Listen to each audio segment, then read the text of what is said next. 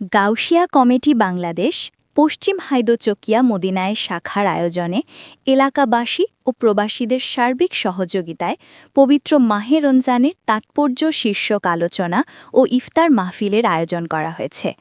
বৃহস্পতিবার ১২ মার্চ পশ্চিম হায়দোচকিয়া ঈদগাহ মাঠে এই ইফতার মাহফিল অনুষ্ঠিত হয়।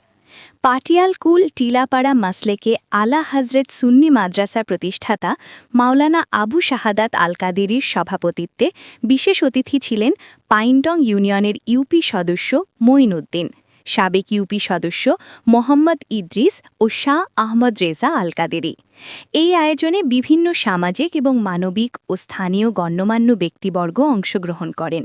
কমিটি একটা অরাজনৈতিক একটা সংগঠন, যেটা মানবতার সংগঠন, খেদমতের সংগঠন। আপনারা ইতিপূর্বে জেনেছেন যে গৌসে পাক পীর আমির দস্তগীর হযরত আব্দুল কাদের জিলানী রাদিয়াল্লাহু তাআলা আনহু, যার সহচর্যে থাকলে দুনিয়ার মধ্যে উপকার এবং কবরের মধ্যে আখিরাতের মধ্যে উপকার। কারণ আল্লাহ রাব্বুল আলামিন বলেছেন ওয়া কুনু মা'আস সাদিকিন, তোমরা সত্যবাদীদের সাথে থাকো। এইজন্য সবার উচিত গৌসে কমিটিকে মহব্বত করা, গৌসে কমিটিকে ভালোবাসা এবং গৌসে কমিটির কার্যক্রম চালিয়ে যাওয়া।